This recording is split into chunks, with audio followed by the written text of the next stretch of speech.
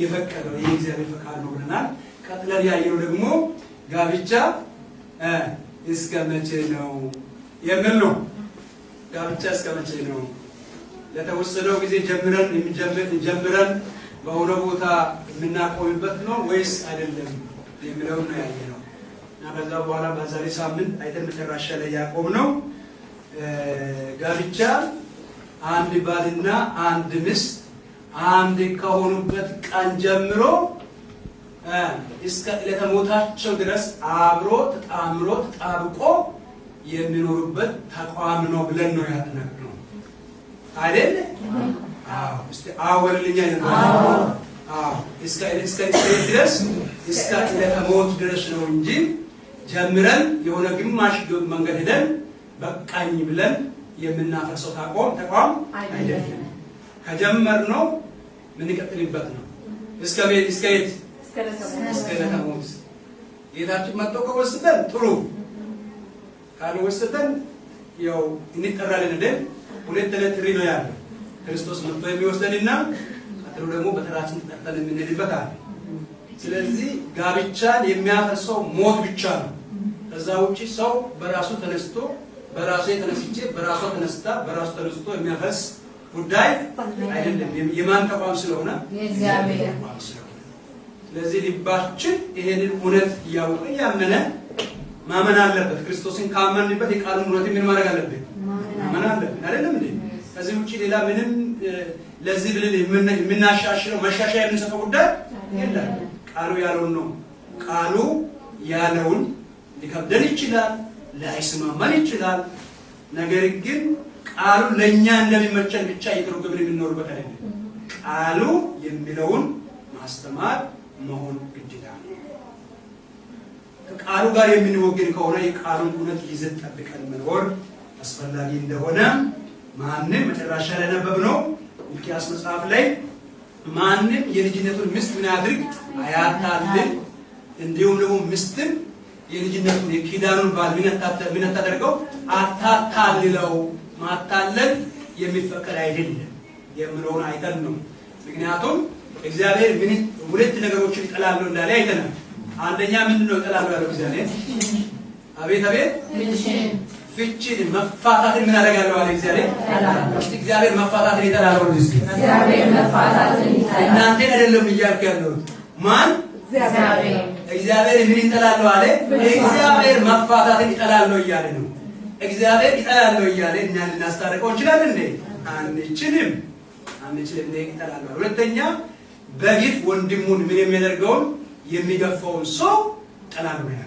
እዛው መጽሐፉ ላይ ሄዳችሁ አንብቡ። በሚልክያስ ምዕራፍ 2 ሙሉ ክፍል ስታነቡ ታገኛላችሁ። እኔ አሁን ጊዜ ለመጠቀም ይቀጥላሉ። እግዚአብሔር ይመስገን። ሁለተኛ እግዚአብሔር ቤተሰብን ያዘጋጀበት እግዚአብሔር የመሰረተበት ዋና ሁለተኛው ዓላማ እሱ ነው ዛሬ የምናየው። እግዚአብሔር ያዘጋጀበት ሁለተኛው ዓላማ ምንድነው? ቤተሰብ አንድ ሆኖ እንዲኖር ነው፣ እንዲቀጥል ነው እንጂ ለሌላ ነገር አይደለም። ስለዚህ ባልና ሚስት የቤተሰብ አባላት ተብሎ ታክሏል፣ አባላት ተብሎ ተጠርተዋል። ስለዚህ ባልና ሚስት ደግሞ ምን መሆን አለባቸው? ይሄንን ትልቅ እግዚአብሔር ያከበረውን ተቋማቸውን እንዴት ነው መያዝ ያለባቸው የሚለውን ጉዳይ እሱን ትንሽ እንድናየው ፈልጋለሁ። ምክንያቱም ይሄንን ማለት የሚፈልግበት ምክንያት ለምንድን ነው? እግዚአብሔር ትልቅ ነው ብሎ የያዘውን ይህንን ትልቁን ተቋም እንዴት ነው አንድ አድርጎ መያዝ የሚችለውን ነገር እስቲ ጥቂት ጊዜ እናያለን። እና እግዚአብሔር ባዘጋጀው እቅድ መሰረት ለመኖር ለእያንዳንዱ የቤተሰብ አባል የሚከተለውን ተግባራትን በሚገባ መፈጸም አለባቸው። ባልና ሚስት ማለት ነው። ባልና ሚስት የሚገባውን ነገሮችን ተግባራቶችን ምን ማድረግ አለባቸው? መፈጸም አለባቸው። የሚፈጽሙት ነገር ምንድን ነው? ባልና ሚስት እግዚአብሔር ስለ ቤተሰብ አስቀድሞ እቅድ ባልና ሚስት ብሎ አክሏቸው ወይ ጠርቷቸዋል። ስለዚህ ሰው ብቻውን ይሁን ዘንድ መልካም እንዳይሆነ አይደለም ብሎ እግዚአብሔር መጀመሪያ እነዚህ ሰዎችን ሲፈጥር እግዚአብሔር ሴትን የሰራው ከሰው ሰውነት ሲሆን ከዛም ሰውየውና ሴትዮ በጋብቻ አማካኝነት እንደገና አንድ አካል እንዲሆኑ አዟል። እንግዲህ ዋናው ሴትን በሚፈጥርበት ጊዜ ከሰው ነው የሰራው፣ ከውጭ አምጥቶ አይደለም የሰራው። ስለዚህ ከዛኛው ከአንድ ሰው የሰራትን ሴት እና ወንድ ሁለቱም አንድ ሆኖ ተጣብቆ ነው መኖር ያለባቸው። ባለፈውም እንደገና አብቤዋለሁ። ይሄንን ክፍል አነባለሁ እንደገና ዘፍጥረት ምዕራፍ 2:24 ላይ ስለዚህ ሰው አባቱንና እናቱን ይተዋል፣ በሚስቱ ይጣበቃል፣ ሁለቱም ስንት ይሆናሉ? አንድ ስጋ ይሆናሉ። ሁለቱም አንድ ስጋ። እንግዲህ ባለፈውም ነግሬዋለሁ። በሂሳብ ዓለም እንደምታውቁት ሂሳብ ዓለም አንድና አንድ ሁለት ነው ብሎ ግን በእግዚአብሔር አቆጣጠር ደግሞ ሁለት አንድ ይሆናሉ ማለት ምንድነው?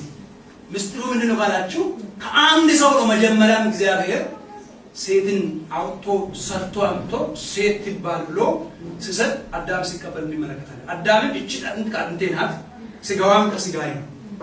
ስለዚህ ሴት ይባል ብሎ ምን ያደርጋታል? ተቀበለ ነው። ሲቀበል ያ ምስጢሩ የእግዚአብሔር አቆጣጠር እዛ ውስጥ ነው አንድ ብሎ ገብቷቸው ወሎች እዛ ውስጥ ነው ምስጢሩ ያለ። ይሄንን ምስጢር ደግሞ ሐዋርያ ጳውሎስ ባለፈው ባነበብን ክፍል ላይ ኤፌሶን ምዕራፍ 5:33 ላይ አለ ይህ ምስጢር ታላቅ ነው። እኔ ግን ይሄንን ስለ ቤተ ክርስቲያንና ስለ ክርስቶስና ስለ ቤተ ክርስቲያን እላለሁ አለ። ምስጢር ነው። እንዴት ምስጢር? ቅድም እንዳልካችሁ ዓለም የሚያውቀው የዓለም አቆጣጠር ወይም የሂሳብ አቆጣጠር አንድና ሁለት ነው። ይሄንን ገና ወደ ኋላ ተመለሰን ማለት አያስፈልግም። ምስጢሩ ይሄ ነው። ምስጢሩ ምንድነው? እግዚአብሔር መጀመሪያ ከአንድ ሰው ሰርቶ አንጥቶ ከዛ በኋላ ወደ አንድነት የመለሰበት ይሄ እግዚአብሔር ምስጢር ነው። ክርስቶስና በቤተክርስቲያን መካከል ያለውን አንድነት በዛ ይገልጣል። ታዲያ ባልና ሚስት ይህንን አንድነት ለመጠበቅ ሁለቱም ሊከተሉ የሚገቡ ህጎች አሉ። ይህን አንድነት ለመጠበቅ ሁለቱም ሊከተሉ የሚገቡ ህጎች አሉ። አንደኛ ህግ ምንድነው? አንደኛ ሁለቱም መከተል ያለባቸው ህግ ምንድነው? ጤናማ የሆነ ግንኙነት ጊዜ ሊኖራቸው ይገባል። ጤናማ የሆነው ግንኙነት መጀመሪያ ጤናማ እነዚህ ሁለቱም ጤናማ የሆኑ ግንኙነቶች ሊኖራቸው ያስፈልጋል። በአስተሳሰብ፣ በአእምሮ፣ በአመለካከት፣ በተግባር በሁሉ ጤናማ የሆነ ነገር መኖር ያስፈልጋል። ጤናማ የሆነው ግንኙነት ከሌላቸው እዛ ውስጥ መጀመሪያ ከሀሳብ ነው የሚጀምረው። ጤና፣ ሰላም፣ የአእምሮ ሰላም፣ የልብ ሰላም፣ ይሄ ደግሞ አንድነትን የሚጠበቅበት እዛ ውስጥ ነው። ስለዚህ ጤናማ የሆነው ግንኙነት ያስፈልጋል። ጤናማ ግንኙነትን ቀጥሎ ደግሞ ምንድነው የሚፈልገው ካላችሁ ጊዜ። ባል ለሚስቱ ጊዜ መስጠት አለበት። ሚስት ደግሞ ለባሏ ምን መስጠት አለባት? ጊዜ መስጠት አለበት። ጊዜ የሚባለው ነገር እግዚአብሔር ከጊዜ ጋር ነው የሚሰራው። ጊዜው እንዴት ነው መስጠት ያለበት? ጤናማ የሆነው ግንኙነት በመካከላችሁ አለ። አሁን ጊዜ ነው የሚያስፈልገው። ይሄንን በኋላ እናገራለን። ሊኖራቸው ይገባል። የጋብቻ ግንኙነትን አስመልክቶ ሐዋርያ ጳውሎስ ብዙ ትምህርቶችን አስተምሯል። ግን ከነዛ መካከል በተለይ በኤፌሶን በዕብራውያን መጽሐፍ ምዕራፍ 13 ቁጥር 3 ላይ ያችሁ ስትመለከቱ መጋባት አለ። መጋባት በሁሉ ዘንድ ምን ነው አለ? ክቡር ነው። መኝታ ምንድን ነው አለ? ንጹህ ነው።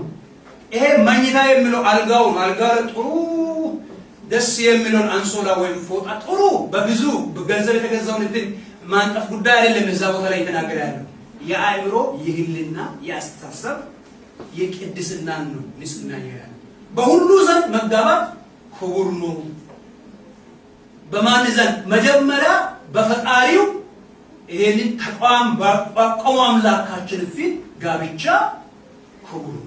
እግዚአብሔር ከላይ ሲያይ ክቡር ነው። በሰዎችም ዘንድ ደግሞ ክቡር ነው።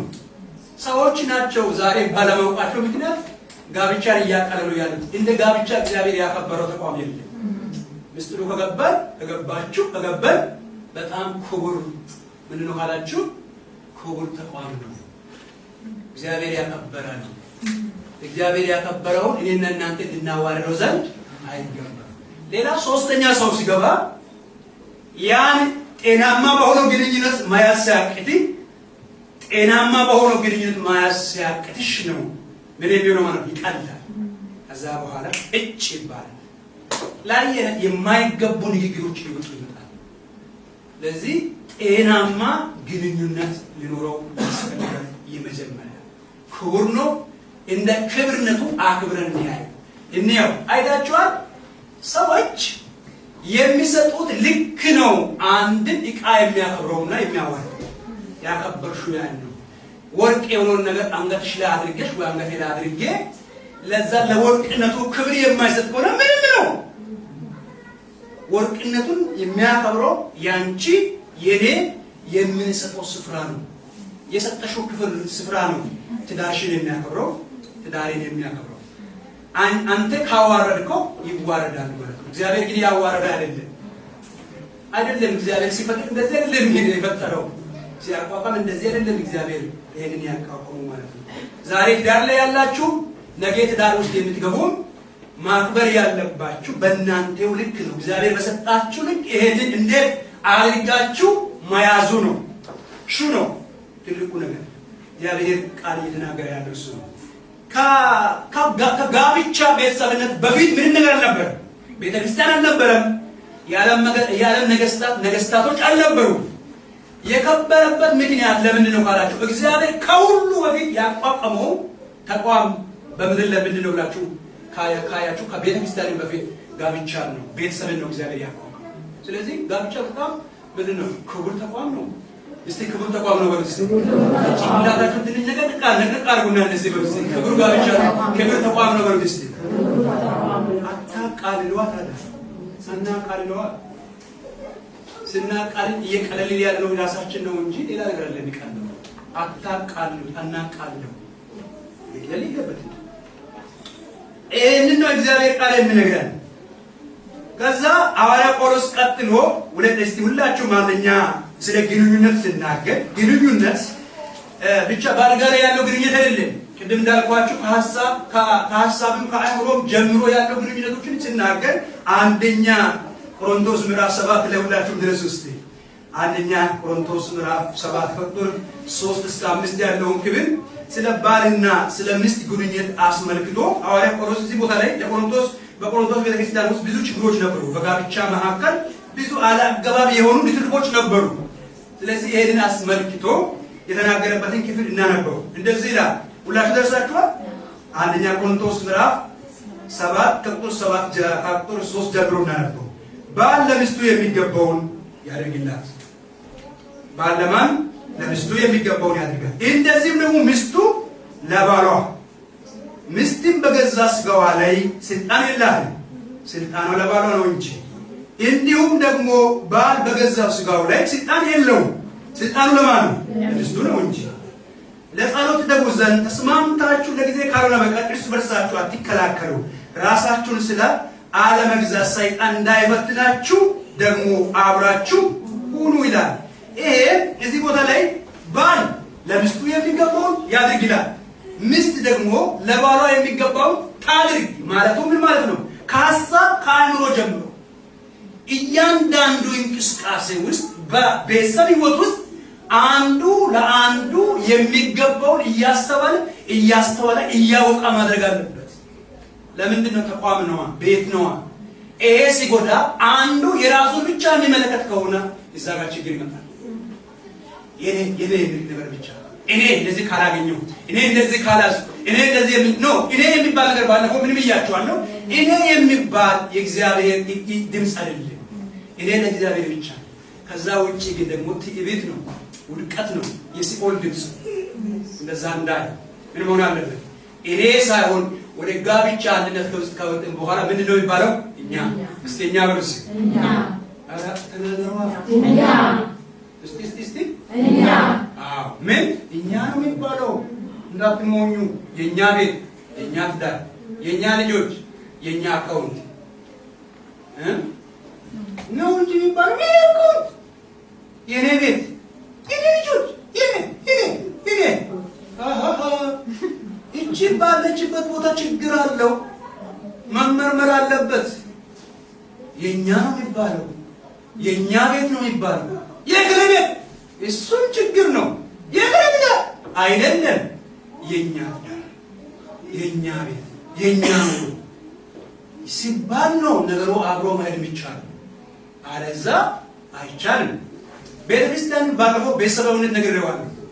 ይሄ ማህበራዊ ኑሮ ውስጥ አንድ ላይ ሰዎች መኖር ካለባቸው ኑሯቸው ምን መሆን አለባቸው? እርስ በርሳቸው ተሳስበው መኖር አለባቸው ብያለሁ። እዚህ ቦታ ግድ ነው፣ ግዴታ ነው። ምክንያቱም ቤት ውስጥ ስንኖር በተለይ በአባትና በእናት በወንድሞቻችን ቤት አይደለም ያለ ነው። ወይም ቤት ሰርተን አፍርተን እሱ ጥሩ ነው፣ ወደፊት እግዚአብሔር ይሰጠናል። ዛሬ ግን ያለ ነው ምንድን ነው? ሁላችንም ተከራይተን ነው ያለ ነው። ክራይ ውስጥ የምንኖር ሰዎች ከሆነን ሁሉም ሰው እኩል መኖር አለበት። አንዱ በአንዱ ለምን መሆን የለበትም፣ ሸክም መሆን የለበትም። አንዱ አንዱን ማሳዘን፣ አንዱ አንዱን ከፍ ዝቅ የሚያደርግበት መሆን የለበትም። አንዳንድ ጊዜ እኔ ባለፈው ነግሬያቸዋለሁ። ህይወቱ ስንሆን እዚህ ምን ሁሉንም ህይወቱ ረን ላጥነት ከሆነ በደንብ ኖርበታል። እሱ 4 ዓመት ኖርበታል። ለምታውቁ እኔ ወንድማችሁ እንደዚህ ብቻ አይሆኝ ኖርባለሁ። ከወንድሞችም ጋር ኖርያለሁ። እስከ 11 ወንድሞች፣ ከኢትዮጵያን ወንድሞች፣ ከኤርትራን ወንድሞች ጋር፣ ከሙስሊም ወንድሞች፣ ከኦርቶዶክስ ወንድሞች ጋር አብሬ ኖርባለሁ። ስኖር ግን ራሳችን አስከብረን ኖርናል። ጠጥተብን አሁን እነዚህ ወንድሞቻችን ዛሬ ከኛ ጋር አብሮ የሉም። አንዳንዶቹ አሜሪካ ነው ያሉት፣ አንዳንዶቹ አውሮፓ፣ አንዳንዶቹ ካናዳ ነው ያሉት። ደውሎኝ ምን ይላሉ? አሬ ያን ዘመን ካንተ ጋር የኖርንበት ዘመን ብሎ ነው የሚመኙት። እንዳለ እየሳቅን እየጸለይን የተለያየ እንትን ብኖራቸው ግን በአንድነት ነው፣ በአንድ አልጋ የተኛን አንድ ላይ እንትን እያደረግን ኖር ነው ማለት ተሳስበን ማለት ነው። አንዳንዶቹ ደግሞ የሚገርማቸው ነገር ይሄ የኛ ማንነት አስቸጋሪ ነው፣ ስግብግብነት ያለው ያውላችሁ ሳምንት ውስጥ እዛኔ 5 ብር ካዋጣን 5 ብር በጣም ለሳምንት የሚበቃ ነው። 5 ብር ካዋጣ በኋላ ደግሞ ቤት ውስጥ የሚሆነው ነገር